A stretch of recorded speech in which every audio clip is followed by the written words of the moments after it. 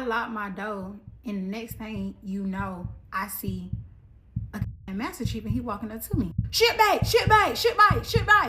So I'm looking like, what the? So I look back, and he said, you're not parking right there. I look at him like, what you mean I ain't parking right there? But you gonna come at me reckless? He said, shit bait, you need to move your fucking car now. Move your fucking car now. The guy at Master Chief come up to my fucking face and was like, no, I told you need to go move your fucking car now. And when he said that, he pointed his motherfucking knife hands in my motherfucking face. And then to add insult to injury, the motherfucker called me a bitch. Veteran has essentially made it almost impossible to understand them, but I think the story goes pretty deep and pretty crazy over a parking spot, which is why they were kicked out of the military. Story time, part 1 of how I knew I was getting kicked out of the Navy. And I was on the fucking Ike. I was looking for parking. Anybody that done been on NOB know that parking go motherfucking crazy. The parking spot that I found, it was a right parking spot. But it was parked next by insert Master Chief. I'm bumping my music, you know, like, is you mad? Because I'm getting cash, say, you know, the food truck right there. So I was like, you know, a bad bitch hungry, like, I need to go give me something to eat. I lock my door, and the next thing you know, I see a Master Chief, and he walking up to me. Shit bait, shit bait, shit bait, shit bait. So I'm looking like, what the? So I look back, and he said, you're not parking right there. I look at him like, what you mean I ain't parking right there? But you gonna come at me reckless? He said, shit bait, you need to move your fucking car now. Move your fucking car now. The guy at Master Chief come up to my fucking face and was like, no, I told you need to go move your fucking car now. And when he said that, he pointed his motherfucking knife hands in my motherfucking face. And then to add insult to injury, the motherfucker called me a bitch. So after he did that, I said, yeah, that car ain't moving no way. And I looked that motherfucker in his eyes, and I told that motherfucker if we was on the streets, it would have never happened like that. Ever. Because for one, you got rank on you. You a motherfucking Master Chief. I'm not disrespectful. I always tell anybody I'm going to respect your rank just because you put in the motherfucking time. But respect me too. Bitch, I don't give a fuck if I did fucking five motherfucking months, bitch. I still did the same fucking shit that you motherfucking did. You feel me? And then just because you're white, you feel like you got some authority added on to that. It's like, fuck no. Like, respect is a fucking... respect is fucking earned. I'm in uniform, right? The crazy motherfucker gonna ask me what command am I on. So I looked at him confused. I said, you don't see my ball cap? It clearly says the Ike. CVN 69 at that. He was like, okay, smart ass. I said, he said, what's your rate? I said, I'm undesignated, but I'm with the aviation. And then he asked me for my name. I went like this. Mind you, like I said, my attitude is already on fucking 10. Because at this point, like, I'm motherfucking heated. Bitch, I want to fight. Is it a lawful order for a Master Chief to tell you to move your car? I don't think it's unlawful. I don't think it's anything that would be egregious, but this person decides to go against all of that. Now, I understand parking on military bases, especially Navy, is very bad.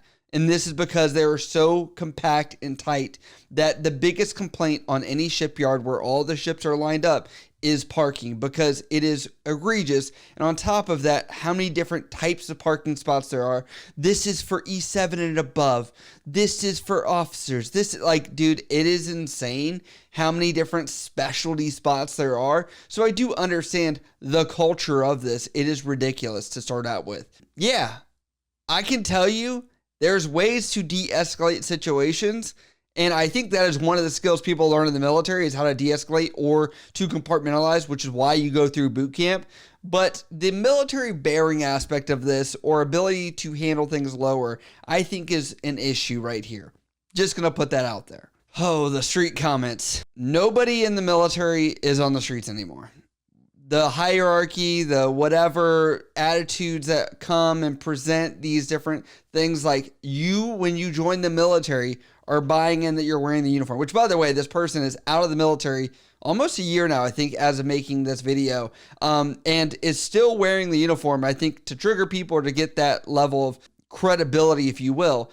But this is not the way to handle it. Now, the parking spot, I think we're missing context here. I really do, because to say there's nothing special about it, I don't think a Master Chief would, out of no reason, tell a junior service member to move their car just because they wanted to tell them to move their car.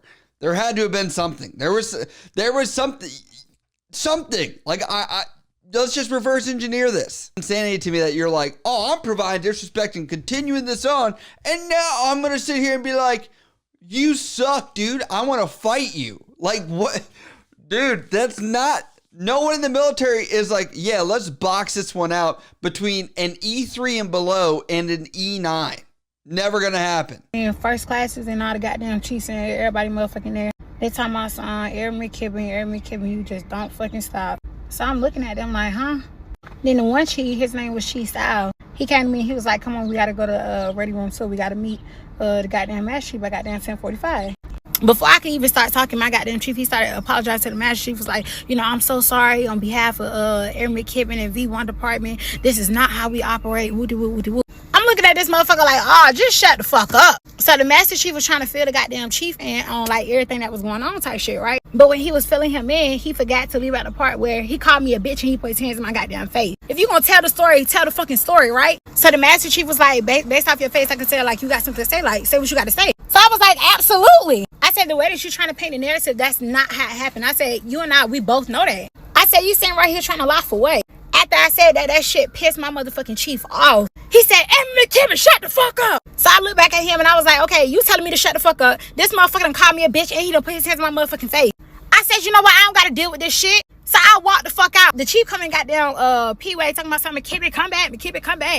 I said, come back so y'all can keep fucking belittling me. Keep fucking degrading me. Like, no, bitch. And I told her I'm a mama before all this shit. Like, the disrespect is getting motherfucking crazy. Like, fuck no. I stand on 10 toes about what the fuck I did. Yeah, that would piss any chief off when he went to bat for you to be like, let me present this in a little tiny cute bow of this is a situation. Got a little crazy. Parking lot. She's going to move. It's fine. It could have been settled.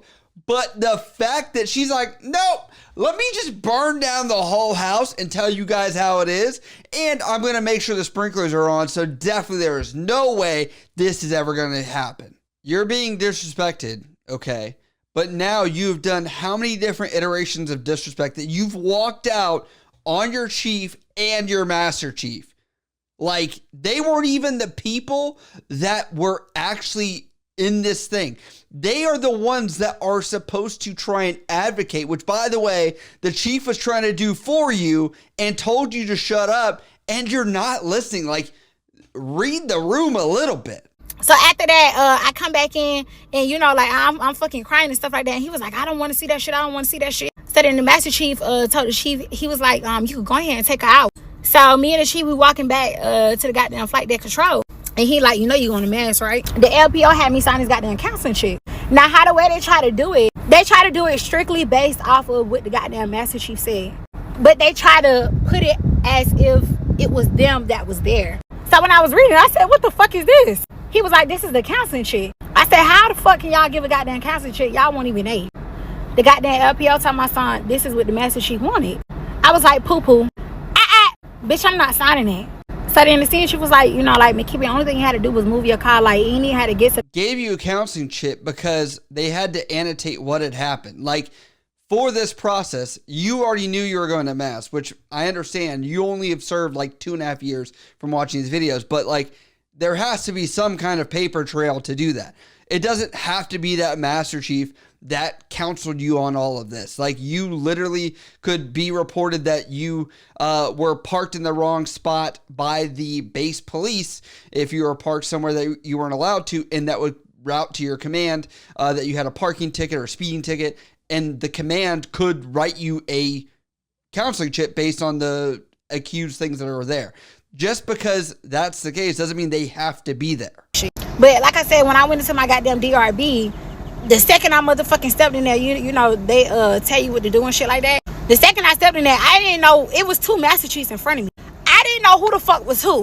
Only thing I knew was I was supposed to be saluting the goddamn Master Chief. So I saluted the wrong motherfucking Master Chief. The CMC, he didn't like that, so he told me to get the fuck out. He told me goddamn left face. So like I said, I two-stepped my way out. Whatever the fuck y'all gonna do, like, just go ahead and do it, because at this point, it's like, you know, like, y'all playing with me. I'm in the motherfucking Birthing, and they calling over the Hydra, talking about something, Air McKibben to the V1 office. Air McKibben, I'll get to the goddamn V1 office. They telling me I need to go ahead and get dressed in my goddamn dress twice or whatnot. So I'm in a female Birthing. I tell my homegirl, you know, like, go ahead and write me up something, like, you know, like, fuck me, go ahead and write me up. I told her, when you write it, make it sound sincere, like, make it sound meaningful. You get what I'm saying? So she wrote me a goddamn little roses is red, violets is blue, like poem type shit.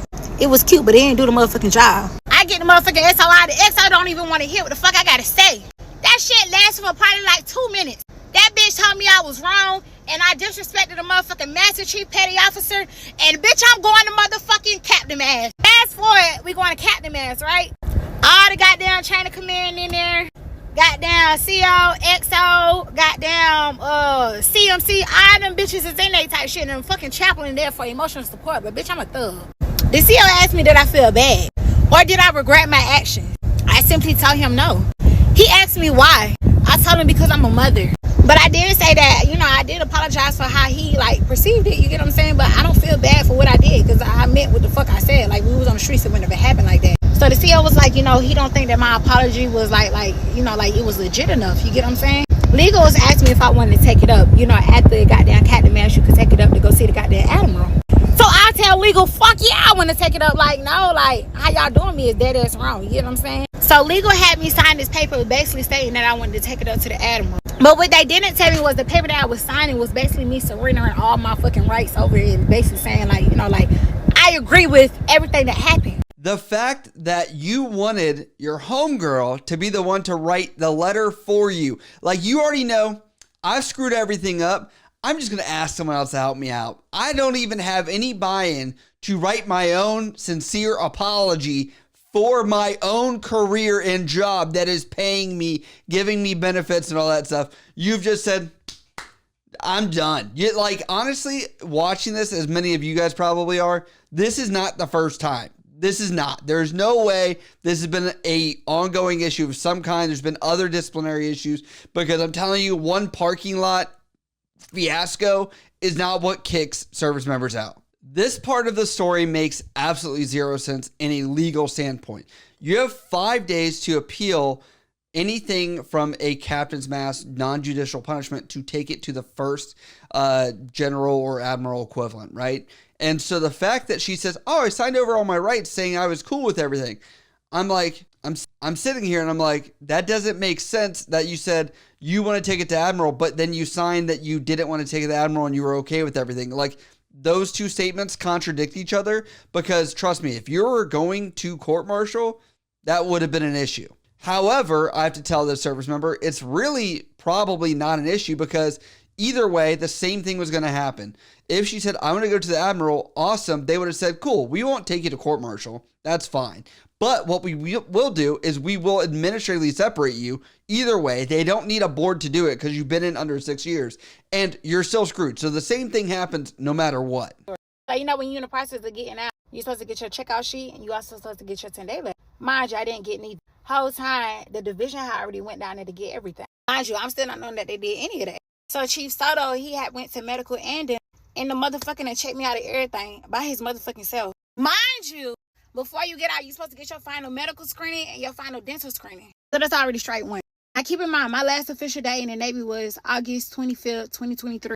Although my DD-214 says August 18th, 2023. That's personnel. So at this point, I'm still coming to work, still kicking shit, you know, like the regular shit. So I get called on the hydro, air mid kib into the V1 office.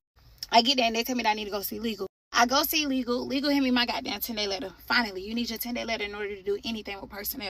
Keep in mind, he already didn't check me out of medical and dental. So I get the legal. Legal give me my 10-day letter, but it's not in my 10-day frame. It's actually 3 days before I'm about to get out. So I go back to the V1 office, you know, I let them know, you know, like, I got my 10-day letter type. I'm asking them, like, you know, what is it that I need to do? I was cool with my NC on the ship. So I started talking to the NC, and she telling me how I need to do my test and how I need to do my capstone. But mind you, I only got 3 days before I'm motherfucking gone. So in all, I wasn't able to do my taps. I wasn't able to do my capstone because I didn't have enough time. So at this point, I get pissed off again. I go to my trainer commander. I'm telling them, if y'all know all this stuff, why the fuck is y'all withholding this shit from me? Like, bitch, I'm about to get the fuck out. Like, the least you could do is point me in the fucking right direction and do my goddamn test. Like, I was really pissed about that shit. So now it's leaving me blindsided type shit, right? So I said, you know what? Fuck it. Bitch, I'm going home. I ain't dealing with this shit today, bitch. What's really interesting about this is usually when there are legal issues and they know that you're pending separation, the time frame between when you got your captain's mast, Uniform Code of Military Justice, non-judicial punishment, and that 10-day letter is not instantaneous. So, by the way, they do have a in-person version and they also have an online version, which you could have done very rapidly at your own time as well during this process. Oh my goddamn dental. Now, all my final medical and dental checkout sheet is checked in the box that I already did my final one. Mind you, like I said, Sato already went down there and checked me out that shit. They didn't see my motherfucking teethuses. Medical didn't see my motherfucking body. Nobody fucking saw me kidding. So the next day I come in, I approach all of them because bitch, y'all got me fucked up. I asked them, why the fuck would y'all take my shit and go check out? They told me that I was moving too slow. I told them I didn't give a fuck if I was a turtle. That's not your right to do. See, I'm showing him where the box is checked off at, stating that I did my final medical and dental screening. He's telling me that there's nothing that he could do because I went down there and I did it. I said, didn't I just tell you I did not fucking do that? Said you were taking too long, and I doubt that was rushed because of that. And it sounds like your leadership was checking you out purposefully because you were not doing it. Like, I have to look at the other side of the coin. I'm like, I don't think they would have hindered you if you were like, oh, I'm doing this, getting everything done. Because nobody wants to take time from them doing their job to then go do the job you're supposed to do. Because, by the way, them doing that doesn't do anything for them. They don't get promoted off of that. They don't look good because of that. If anything, it's more of a nuisance to those people having to do those steps for you. Granted, you are supposed to have a final physical and dental exam when you get out. However, it's not the end of the world if you don't. You still have a medical record. As long as you had no medical conditions that were limiting you from separating from the military, like had cancer or some other issue, you were going to be okay. Like, there was no issues that were going to happen, and you still seem fine right now. Defense type shit. So I go back to legal and I ask them, why the fuck would y'all hold my goddamn 10-day letter? If y'all knew that I was getting the fuck out, why the fuck would y'all fucking do that? Why not just give me my shit? Give me my shit. Run me my shit. I want my shit. And then I go into the goddamn equal equality, and I'm like, hey, yo, like, I want to file a report type shit. Lady just bullshit me at this point. She told me, like, fill out the goddamn paperwork and, like, shit, handle everything. Mind you, this is the day before I'm about to get out now, so this is the 24th. Did that cool. To this day, still ain't heard shit. Yeah, you're not going to hear anything because you're getting out of the military. Like, that is a process within the Navy. If you would like to do a process of equal opportunity and sue the federal government, you can do that. But it shows until the day that you are leaving, you are looking to cause problems for everybody by filing reports, taking too long to get your stuff done, like not getting things appropriately lined up for you to leave. I doubt that, and I'm sitting here as well saying, like, I'm sure that people are tracking that you should have been going to TAPS, going to these appointments, going to these things, because like I said, you have 6 months out to do all of your medical stuff. Made me fill out motherfucking paperwork. And also, my goddamn last day, the shitheads gave me a motherfucking eval. And on my eval, they gave me ones for everything. Which I really wasn't expecting nothing, too extravagant for them. Like, it's typical V1 type shit. And I asked him, I said, what this eval gonna do? Bitch, in less than 24 hours, I'm about to be a civilian type shit, you feel? She had, out of 1 to 5, all 1, saying she was not good, not recommended for retention, not able to promote, and they were kicking her out. So for her to be like, why do I need this? And it's like, to formally and legally say you suck and just give you this to be like, you were in trouble, you're getting processed out, here you go, this is the end of it. So that way you are evaluated for the entire time that you were in the military. So goddamn, a week or 2 weeks go by. The shit about to get ready to go and goddamn deployment. I want to see my folks before they go. So I'm on the quarter day, like, saluting motherfuckers in my motherfucking civilian clothes, holding up my goddamn cat. That side I didn't have, because at the time I didn't have, but I found the shit. The chief that was on watch was like, McKibben, you're not in no more, like, you need to, like, surrender your goddamn cat. Cool. That was my way back down to goddamn personnel. Go back to personnel. Now Chief Chuha all of a sudden want to goddamn fix my DD-214. What I find funny about her going back to the ship for how much she hated all these people that were about this, she still continued to go back to be an issue, be a nuisance, say goodbye, but to then be like, oh, I got my cat card, still able to get on. And then on top of that, everyone's like, dude, you're out. You're coming back with this card. You need to get rid of that. Like, you need to go. Move on with your life. Then she goes down to the personnel office to fix things, and you're like, dude, you're out. Done. Move on. There's other processes that she has just been a nuisance the entire time. And by the way, during the letter that she sent to Joe Biden, the former president, she had essentially confirmed she was already in trouble and had a suspended issue of prior wrongdoing. So now we're kind of finally getting to that in this entire saga. So yeah, this is a convoluted story of a lot of mismatched things that are going on, a lot more questions than answers, and I feel like we are missing a lot of context that is with this entire episodic thing that's gone on of this person being kicked out for a parking space. But I want to leave this to you guys. What do you guys think about the situation down in the comments below?